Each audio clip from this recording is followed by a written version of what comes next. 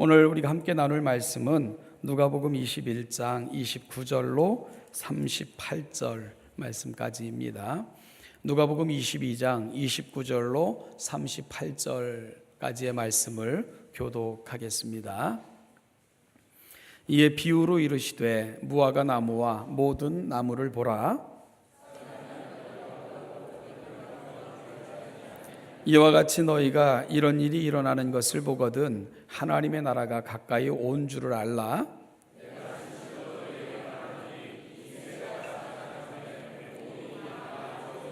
천지는 없어지겠으나 내 말은 없어지지 아니하리라.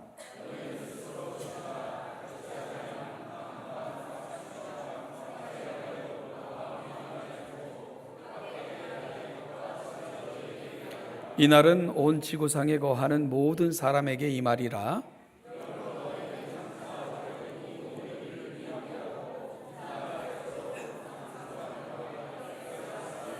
예수께서 낮에는 성전에서 가르치시고 밤에는 나가 감람원이라 하는 산에서 쉬시니 그 말씀을 들으려고 이른 아침에 성전에 나아가더라. 아멘.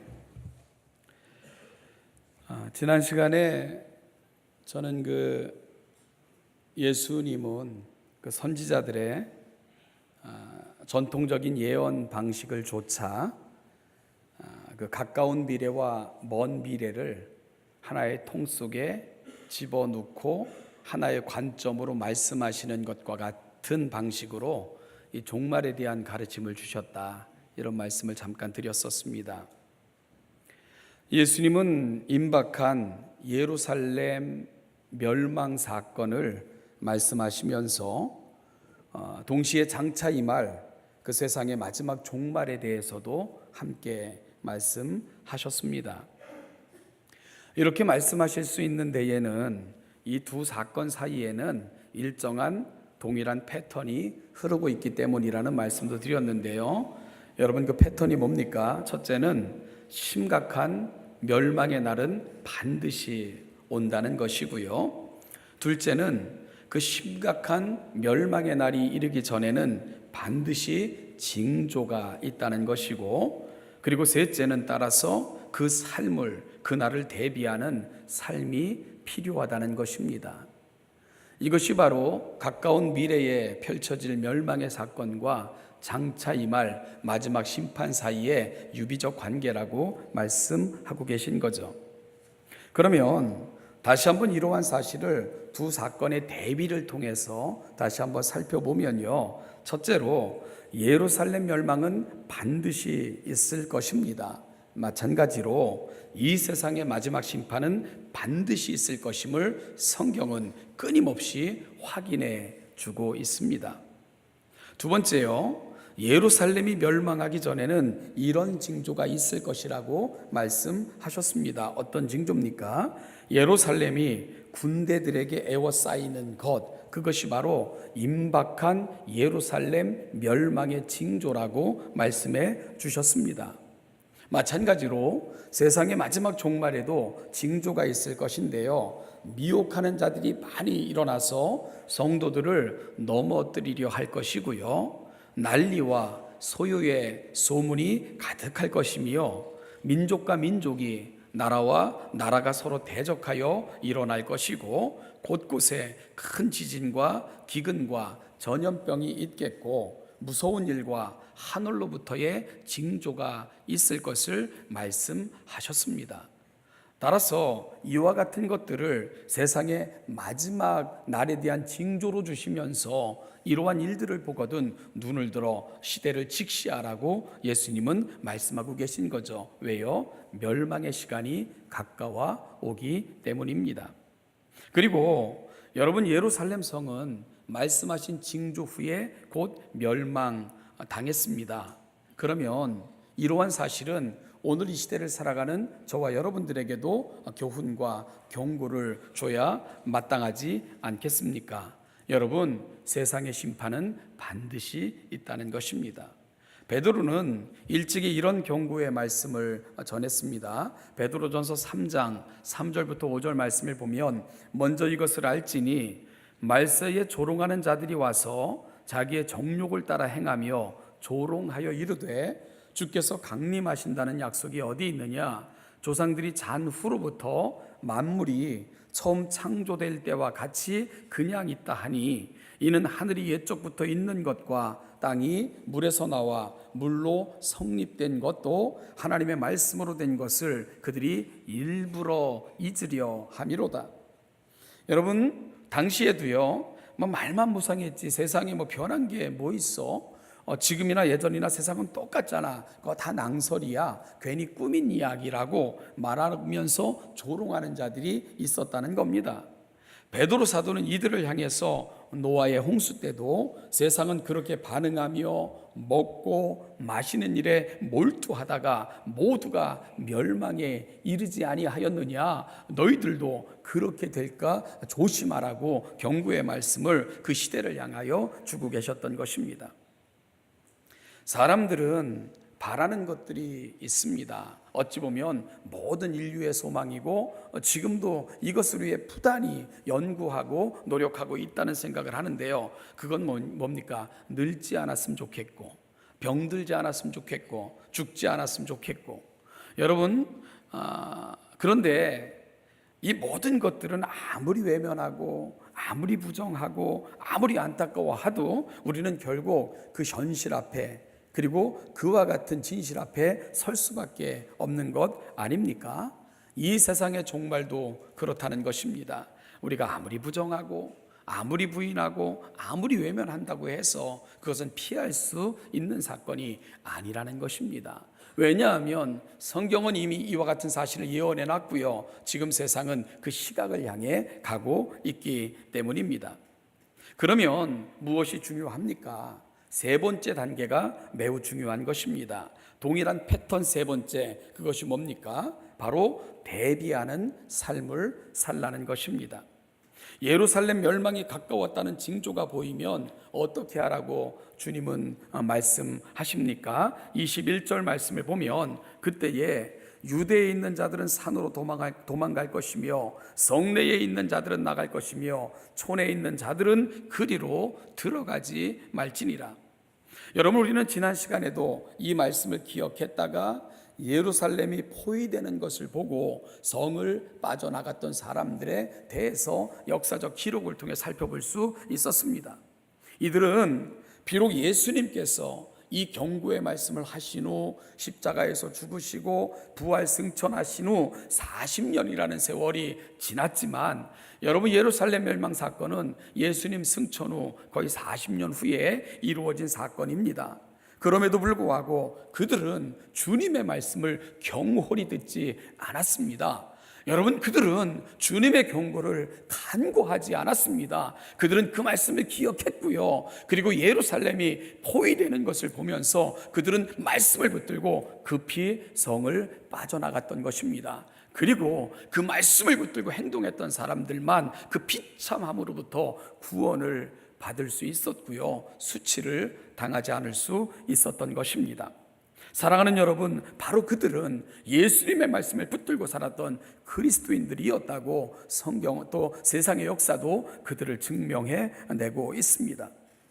그러면 마지막 종말의 시대를 대비하는 오늘을 사는 그리스도인들에게 정말 필요한 것이 뭘까? 오늘 주님은 바로 대비하는 삶을 살라 말씀하시면서 오늘 우리에게 이루어져야 될 준비가 무엇인가를 오늘 말씀해 주셨습니다. 그것이 바로 34절부터 36절 말씀입니다. 우리 누가복음 22장 34절로 36절을 한 목소리로 다시 한번 읽겠습니다. 시작. 너희는 스스로 조심하라. 그렇지 않으면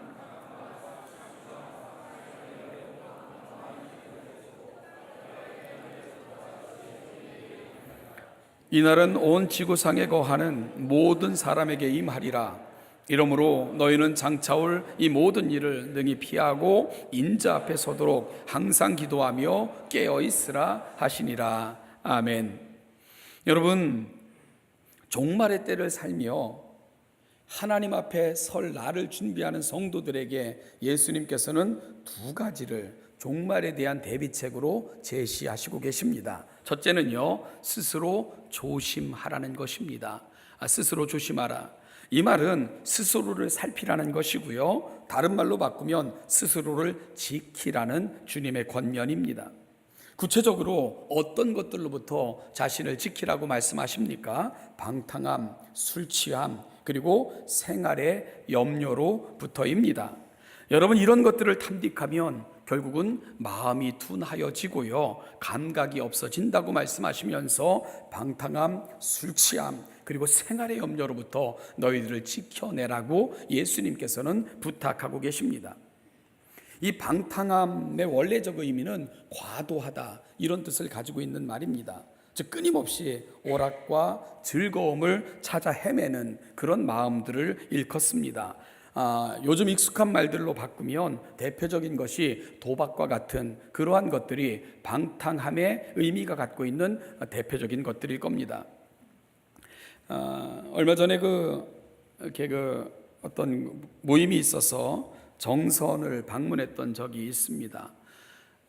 우리 모임이 그곳에서 조금 떨어진 곳에, 조금 한적한 곳에 이렇게 숙박을 했는데요, 정말 놀라운 것들을 봤어요. 뭐냐 하면 이 거리마다 정말 많은 그 입간판들이 이렇게 세워져 있었고요, 그리고 광고판들이 이렇게 세워져 있었는데 그곳 거의 대부분의 그 입간판과 광고에 차를 싸게 판다는 그런 문구들이 가득가득 이렇게 적혀져 있었습니다. 그리고 구체적인 차종까지, 사진, 그리고 가격까지 이렇게 제시되고 있었는데요, 정말 그 고급스러운 승용차들도 많았는데 또 한 가지 놀라운 것은 가격이 매우 쌌다는 것입니다. 그러니까 일반 시중가에 비해서 너무너무 쌌다는 거예요. 그래서 아니, 이런 작은 시골 마을에 그것도 이런 고급 승용차까지 싼 가격에 급하게 매물로 내놓고 파는 이유가 뭔가, 그리고 또 왜 이렇게 매물은 많은가, 이런 의구심을 갖고요 물어봤어요. 그랬더니 알고 보니까요, 그 정선에 있는 그 카지노에서 불법 도박을 하다가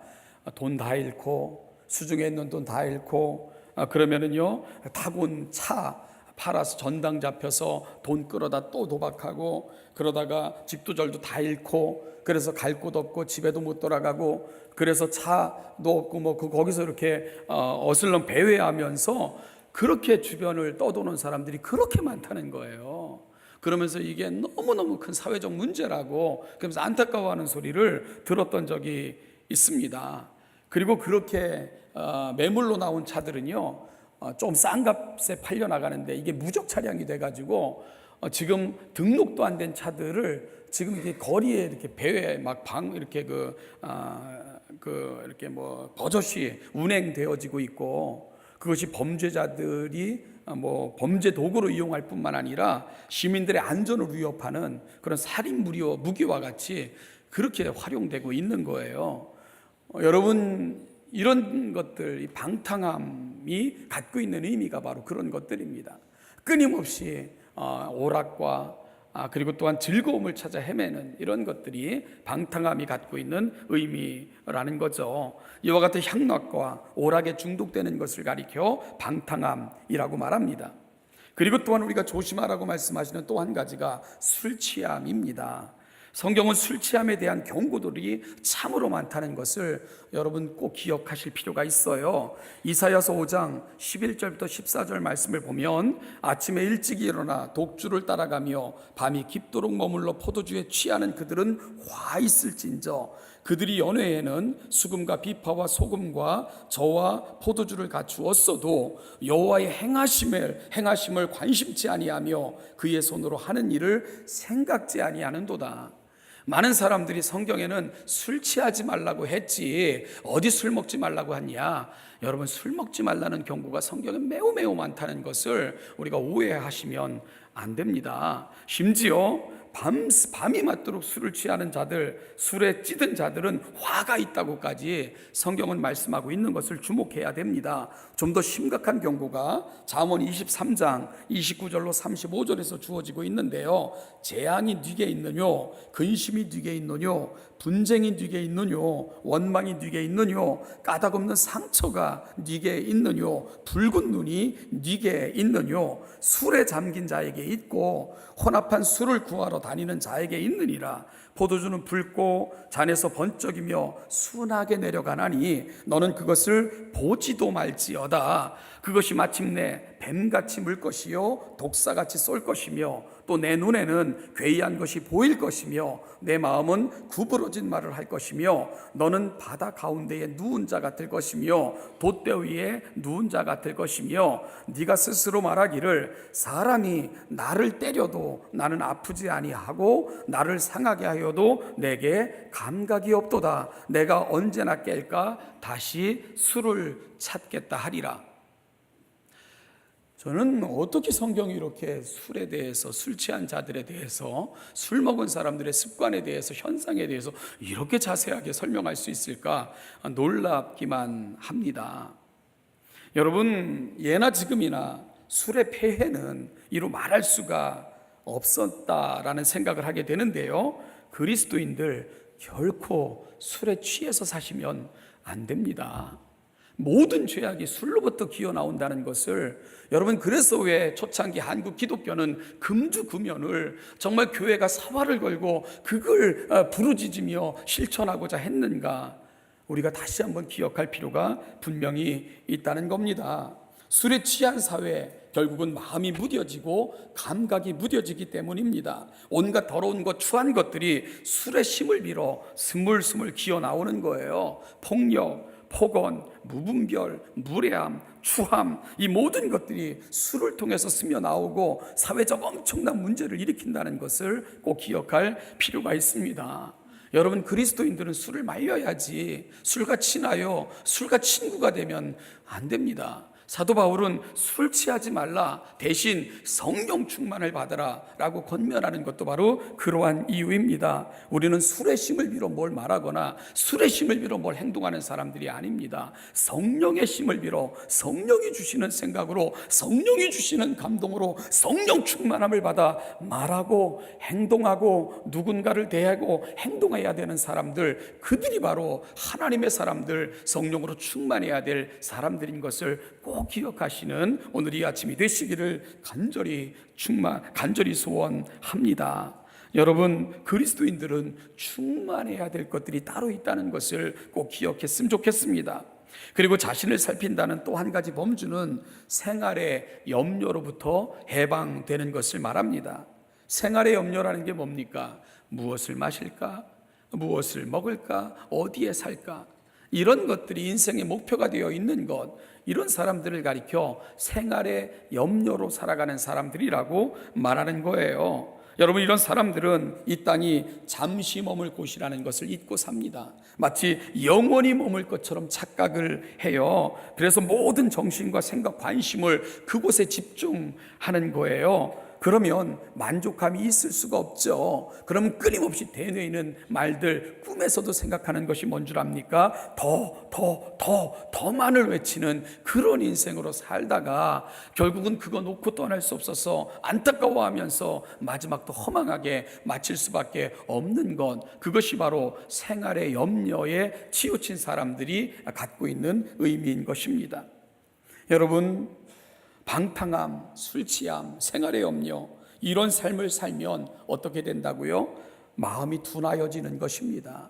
감각이 없어지는 것입니다. 주님을 묵상하며 그 말씀을 좇아 이 시대를 분별하고 온전한 정신으로 주님과 함께 동행하는 삶은 결코 살아낼 수가 없습니다. 그러면 그날이 호련히 임할 때에 덫에 걸린 짐승처럼 부르짖다 멸망에 이르고 마는 것이지요. 주님은 이렇게 되지 않기를 간절히 소망하며 이 말씀을 주고 계신 것입니다.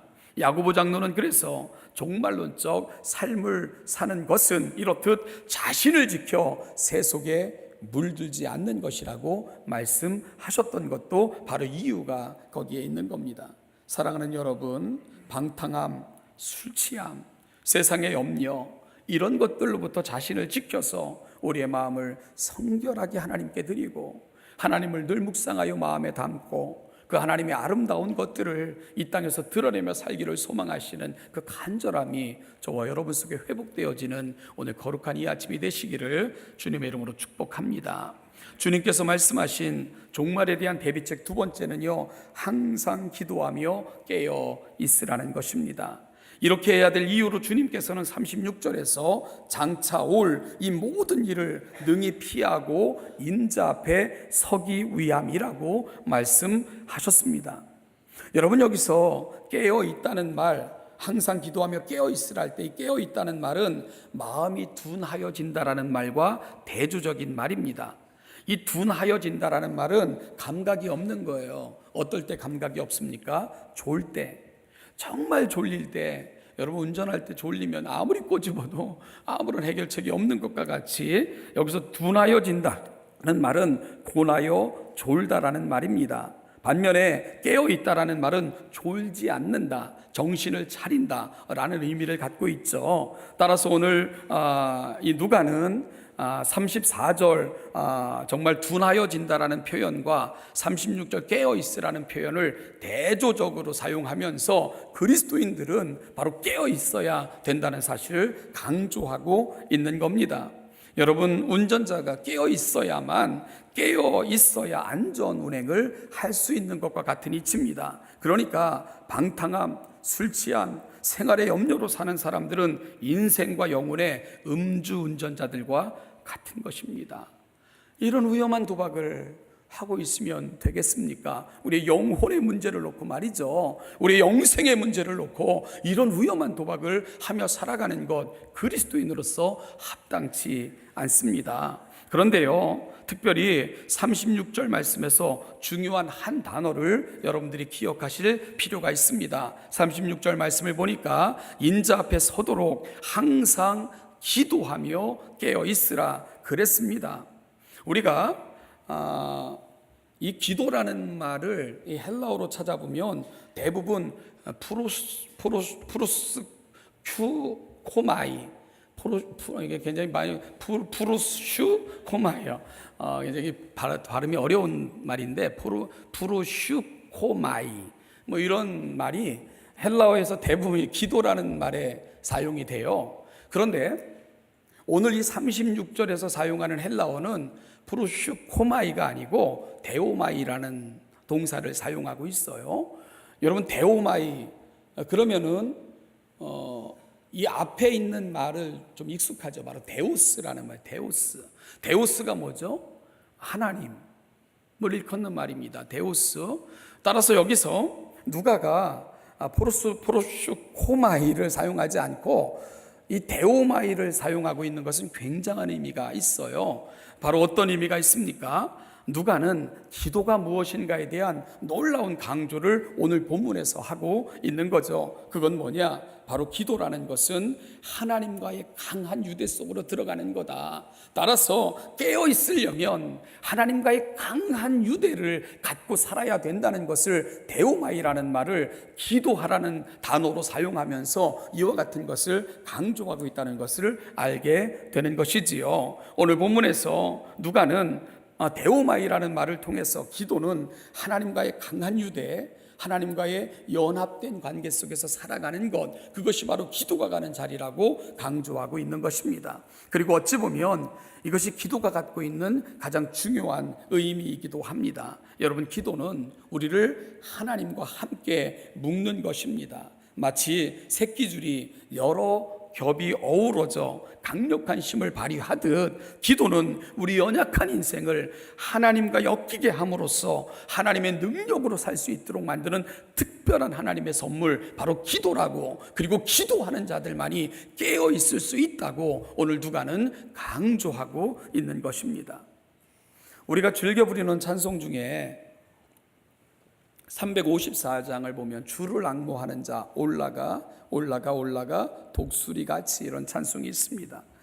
여러분이 앙모한다, 이 헬라어에서 이 앙모한다는 말은 카바라는 동사인데요, 이 말이 갖고 있는 말이 바로 꼬아서 함께 묶다, 이런 말을 갖고 있어요. 꼬아서 함께 묶다 마치 두 겹, 세 겹 새끼줄이 엮여져 강하고 질긴 줄이 되는 것처럼 하나님을 앙망한다는 것은 우리 인생이 하나님과 함께 엮여서 결코 끊어지지 않는 강한 줄로 설 수 있다는 것을 오늘 우리의 찬송도 우리에게 알려주고 있는 겁니다. 여러분, 어떻게 우리 연약한 인생이 천성을 향하여 힘차게 올라갈 수 있습니까? 하나님과 엮일 때 그런 거예요. 하나님이 우리와 함께 강한 줄로 엮여지시길 소망하시며 우리를 초대하는 겁니다. 그것이 바로 기도가 갖고 있는 중요한 의미인 것을 우리가 놓치지 않기를 바랍니다. 하나님을 앙망하는 자는 하나님과 함께 묶여지는 것이기에 그 하나님의 힘과 능력으로 하나님을 향하여 힘차게 올라갈 수 있는 것입니다. 이것이 바로 그리스도인의 힘이며 능력입니다. 그리고 이와 같은 것을 우리의 것으로 만드는 놀라운 통로가 바로 기도입니다. 여러분, 우리가 날마다 세상에 지고 세상에 치이고 방탕함에 술 취함에 생활의 염려 속에 우리의 삶이 방치되고 있다면 다시 돌아보십시오. 나는 과연 기도하는 자인가 하는 부분을 말입니다. 내가 하나님과 엮여 하나님과 동행하며 그 하나님이 주시는 생각으로 그 하나님과 더불어 동행하는 자인가에 대한 깊은 물음이 오늘 이 아침 저와 여러분 속에 있어야 됩니다. 그렇지 않으면 우리는 영혼의 음주운전을 하게 돼요. 여러분이 삶의 음주운전을 하게 됩니다. 그러면 언제 임할지 모르는 그 덫에 걸려 우리는 덫에 걸린 짐승처럼 울부짖을 수밖에 없어요. 우리의 인생을 이런 도박장에 내몰아서야 되겠습니까? 결국 누가가 보여주고자 하는 종말을 살아가는 성도들의 가장 성도다운 모습은 기도를 통해 하나님을 나의 삶의 자리에 초청하고 그 하나님과 함께 엮여 하나님의 임재를 경험하고 그 하나님과 함께 동행함으로 그 하나님의 임재를 날마다 매일의 삶 속에서 경험하고 살아갈 때 우리는 졸지 않고 깨어있는 자가 될 수 있다고, 이것이 바로 종말을 살아가는 성도들의 삶이라고 누가는 강조하고 있는 것입니다. 아이들과 함께 손잡고 계단을 아주 어린 아이들이요 오르내릴 때 여러분 보시면 굉장히 위험하죠. 왜냐하면 애들은 거리 어디로 가야 되는 것만 알지 발밑에 계단이 있는지 이게 위험한지 이런 높이에 대한 감각들이 아이들은 별로 없어요. 그래서 굉장히 위험합니다. 그런데요, 참 신기한 것은 아이들이 계단을 그렇게 오르내려도 큰 사고가 나는 것을 거의 보는 적이 없습니다. 왜 그렇습니까? 부모의 손을 잡고 있기 때문인 거예요.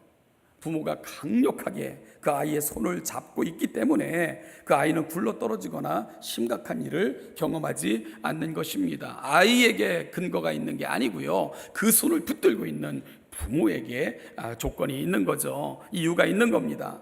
바로 그 아이들이 부모에게 엮여 있기 때문에 그런 것입니다. 그런데 엮여 있다는 것이요, 내가 달라붙는 게 아니에요. 여러분, 부모가 그 아이의 손을 강하게 잡는 겁니다. 기도는요, 우리가 하나님께 달라붙는 게 아닙니다. 그분이 우리를 초청하셔서 우리를 붙들고 걸어가시겠다고, 우리와 함께 하시겠다는 그 특별한 약속 속에 우리를 부르시는 사건, 그것이 바로 기도가 갖고 있는 의미입니다. 여러분, 부모가 아이의 손을 잡고 가다가 힘들면 어떻게 합니까? 덥석 들어 가슴에 안고 내려오잖아요. 하나님이 저와 여러분들의 인생에 이렇게 인도자가 되시겠다고 약속하시는 그 약속으로 부르시는 사건, 이것이 바로 기도가 갖고 있는 의미라는 것을 여러분 놓치지 말기를 바랍니다. 누가는 데오마이라는 동사를 통해 이 놀라운 기도의 신비로 바로 저와 여러분들을 소개하며 그 신비한 세계로 초청하고 있는 것입니다. 사랑하는 여러분, 이 견고한 신앙의 삼겹줄을 만들어내시는 여러분들 다 되시기를 축복합니다. 바로 기도의 자리를 통해서 말입니다. 예수님께서는 29절 이하의 말씀에서 무화과 나무와 모든 나무를 통해 그 나무가 보여주는 징조는 계절의 변화를 알려주는 것이라고 말씀을 하셨습니다. 우리도 그러잖아요. 죽어있던 것 같은 나무에 싹이 나면 봄이 가까웠구나. 초록이 짙어지면 여름이 우리 곁에 성큼 다가왔구나. 나무 잎에 색이 바래지면 겨울 준비를 하는구나. 우리도 이 계절의 변화를 통해 또 시절의 흐름을 우리도 찾아낼 수 있지 않습니까? 그러면서 우리도 계절을 맞을 준비를 합니다. 과거에는 월동 준비라는 말까지 있었지 않습니까? 사랑하는 여러분, 우리 영혼은 어떻게 준비되고 있나요? 우리의 미래, 여러분, 우리의 종말을 우리는 준비하며 살아가고 있습니까? 과거에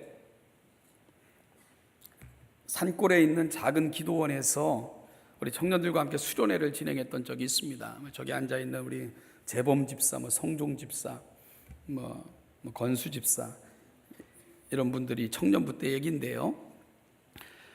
그곳에서 이 기도원을 지키며 혼자 안나처럼 기도하시며 지내시는 권사님 한 분이 계셨어요. 그 권사님과 앉아서 이런저런 얘기를 나누는데 갑자기 그 권사님이 아이고 비가 오려나 보네 그러세요. 그래서 별로 날씨도 흐리지도 않고 화창한 것 같은데 왜 권사님 비가 온다고 말씀하세요? 그랬더니 개구리들이 뭇에서 올라오며 저렇게 우는 걸 보면 비가 올 거라는 징조야 이렇게 말씀을 하세요. 그러면서요 하찮은 미물도 천기를 분간하며 준비를 하는데 인간들만 그러지 않아 이렇게 말씀을 하셨어요. 정말 오래전의 얘기인데도 저는 정말 생생하게 그 권사님 얼마나 배우셨겠어요. 얼마나 많은 것. 그런데 그분은 미물 주변의 변화를 통해서도 그와 같은 것들을 이렇게 알고 말씀하고 계셨던 거죠. 지금도 귀에 생생합니다. 얼마 전에 다큐멘터리 프로그램에서 이 폼페이에 대해서 방송하는 것을 봤어요. 폼페이요, 로마의 버금가는 번성을 누렸던 도시 아닙니까? 그런데 베수비우 화산의 폭발로 단 하루아침에 잿더미가 되어버린 그 도시. 여러분 그 발굴된 잔해를 바라보면 정말 비참하기 이를 데가 없습니다. 사람들이 어떻게 마지막을 맞이했는가가 생생하게 그 화석들을 통해 보여지기 때문입니다. 그런데요, 여러분 이 폼페이가 하루아침에 잿더미가 되어 망할 때 모두가 다 멸망을 당한 것은 아니라는 기록이 있습니다. 소폴리니우스라는 그런 사람이 있는데 그곳에 이제 파견되어진 관리입니다. 그런데 그의 어머니가 베수비우 화산 상공에 이상한 모양의 구름이 떠 있는 것을 보면서 이건 심상치 않다, 무슨 일이 일어날 거다 그러면서 그 아들에게 알렸고 아들과 그의 말을 들었던 사람들이 폼페이를 급히 빠져나왔다는 거예요. 여러분 그러므로 그들은 구원을 얻을 수 있었다는 겁니다. 그렇게 해서 빠져나온 사람들은 구원을 얻은 거고, 그렇지 않고요 무시하며 그저 방탕함과 술 취함과 세상의 염려에 빠져 있었던 사람들은 정말 졸지에 한순간에 비참한 멸망에 이르고 말았던 거죠. 지금 우리가 살아가는 세상은 너무 많은 경고를 우리에게 보내고 있지 않습니까? 여러분 우리 어떻게 살아야 됩니까? 방탕함과 술 취함과 세상의 염려로 감각 없는 자처럼 사지 마시고 성령 충만함을 받아 하나님 앞에 견고하게 붙들림 받으여 하나님과 동행함으로 이 시대를 분간하고 하나님의 영원에 참여하시는 그 준비를 갖추어 나가시는 신원재단교회 모든 성도들 되시기를 주님의 이름으로 간절히 축원합니다. 여러분 눈을 들어 사방을 둘러보십시오. 세상의 징조들이 여러분에게 들려주시는 그 소리들을 외면하지 마십시오. 이걸 무시하고 외면하고 살면 그날이 덫과 같이 임할 수도 있기 때문입니다. 기도하겠습니다. 하나님 아버지, 예루살렘 성을 바라보시면서 그토록 슬퍼하셨던 주님, 또 오는 세대의 많은 사람들이 이와 같은 슬픔을 당하지 않기를 소망하시며 마지막 순간까지 성전에서 가르치시고 그 시대를 하나님께로 돌이키시기 위해 십자가 지는 순간까지 애쓰셨던 우리 주님의 마음을 기억하며 담는 이 아침이 되게 하여 주옵소서.